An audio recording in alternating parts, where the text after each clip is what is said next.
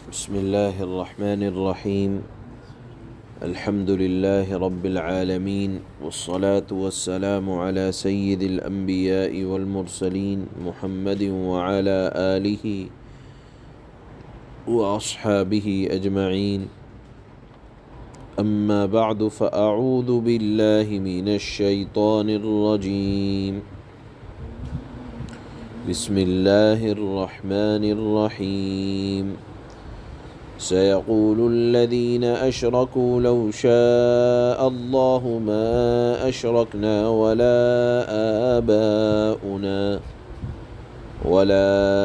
آباؤنا ولا حرمنا من شيء كذلك كذب الذين من قبلهم حتى ذاقوا بأسنا قل هل عندكم من علم فتخرجوه لنا إن تتبعون إلا الظن وإن أنتم إلا تخرصون قل فلله الحجة البالغة فلو شاء لهداكم أجمعين. صدق اللہ مولانا العلی العظیم. اللہ تعالیٰ نے کل کے آخر کے جملے میں یہ بات ارشاد فرمائی تھی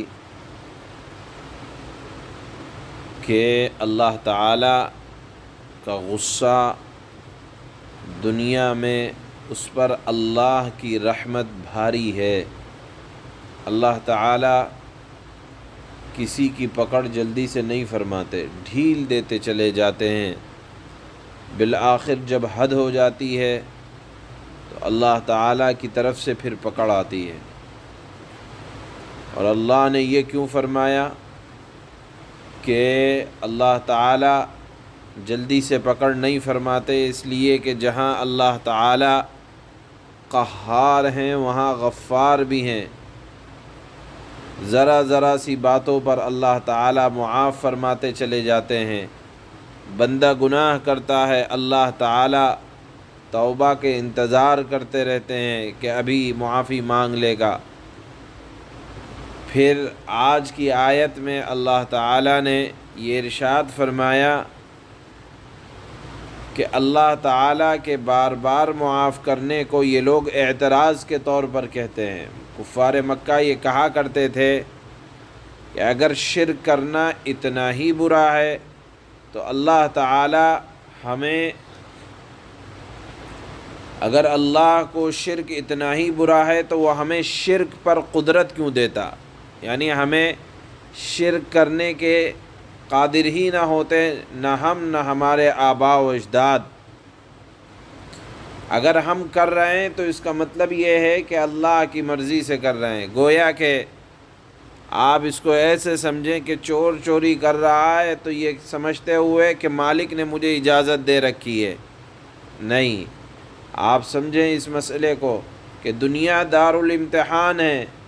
اگر اللہ تعالیٰ سب کو یقیناً مجبور کر سکتے تھے تو پھر امتحان کس بات کا؟ جیسے فرشتوں کے اندر سے اللہ تعالیٰ نے گناہ کا مادہ نکال دیا، وہ مجبور ہیں، اب وہ طاعات اور عبادات ہی میں لگے رہیں گے. فرشتے کو چھوڑیں آپ، اگر آپ دنیا میں اور چیزوں کو لیں، مثال کے طور پر پہاڑ ہے، جمادات ہیں، پہاڑ ہیں، پیڑ ہیں، یہ تمام کے تمام اللہ کی طاعات میں لگے ہوئے ہیں. اس طرح سے کہ پیڑ جس حالت میں ہیں اسی حالت میں ہیں، وہ اسی حالت میں اللہ کی عبادت کر رہا ہے. اللہ نے گویا کہ اس کو مجبور کر دیا، وہ چل پھر نہیں سکتا تو اس کا امتحان کچھ نہیں. اسی طرح سے جانوروں کے اندر اللہ نے عقل سلیم نہیں رکھا، ان کا امتحان کوئی نہیں. پہاڑ جس حالت میں ہیں وہ اللہ کی اطاعت میں لگے ہوئے ہیں، ان کا امتحان کوئی نہیں. اللہ تعالیٰ نے امتحان صرف انسانوں کے لیے رکھا کہ عقل سلیم دی اور قانون اور ضابطہ بنایا کہ دیکھو میری رحمت، میری مغفرت، میری طرف سے بیش بہا انعامات قانون کی پاسداری کرنے کی بنیاد پر ہے، اور جو قانون کے خلاف جائے گا تو اللہ تعالیٰ کی پکڑ بھی بڑی سخت ہے۔ تو اللہ تعالیٰ نے یہ فرمایا کہ انسان کو اللہ تعالیٰ نے مجبور نہیں کیا ہے طاعات پر، عبادات پر، جس طرح سے فرشتے مجبور ہیں، جس طرح پہاڑ، نباتات اور جمادات مجبور ہیں کہ وہ اللہ کی اطاعت میں کھڑے ہیں تو کھڑے ہیں، کوئی بیٹھا ہے تو بیٹھا ہے، کسی کو زمین سے اگا دیا تو وہ اگا ہوا ہے، وہ اسی میں اللہ کی اطاعت کر رہا ہے۔ اس طرح اللہ تعالیٰ نے انسان کو اپنی طاعات پر مجبور نہیں کیا، بلکہ اختیار دیا، امتحان ہوا، اور پھر اس میں اللہ تعالیٰ نے یہ فرمایا کہ تم، میرا قانون یہ ہے، کون میرے قانون کی پاسداری کرے گا۔ اس مضمون کو اللہ تعالیٰ نے دیگر جگہ بھی بیان فرمایا کہ دنیا دار الامتحان ہے۔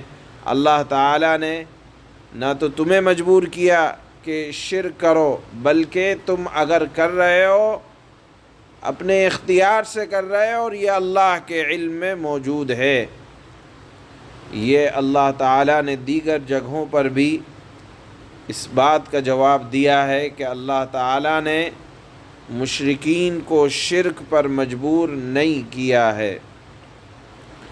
مشرکین مکہ جب دلیل سے لاچار اور مجبور ہو جایا کرتے تھے تو تقدیر کا سہارا لیا کرتے تھے کہ ہمارے مقدر میں اللہ کو پسند ہے، اس لیے ہم یہ شرک یا گناہ کے افعال کر رہے ہیں، اگر اللہ کو پسند نہ ہوتا تو ہم کر ہی نہ سکتے۔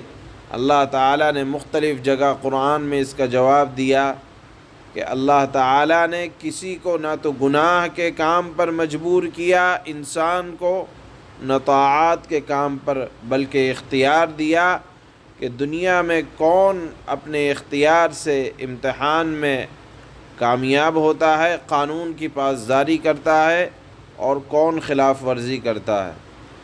یہاں بھی اللہ تعالیٰ نے اسی مضمون کی طرف اشارہ فرمایا۔ اللہ فرماتے ہیں سَيَقُولُ الَّذِينَ أَشْرَكُوا لَوْ شَاءَ اللَّهُ مَا أَشْرَكْنَا وَلَا آبَاؤُنَا وَلَا حَرَّمْنَا مِنْ شَيْءٍ كَذَلِكَ كَذَّبَ الَّذِينَ مِنْ قَبْلِهِمْ حَتَّى ذَاقُوا بَأْسَنَا قُلْ هَلْ عِنْدَكُمْ مِنْ عِلْمٍ فَتُخْرِجُوهُ لَنَا إِن تَتَّبِعُونَ إِلَّا الظَّنَّ وَإِنْ أَنْتُمْ إِلَّا تَخْرُصُونَ۔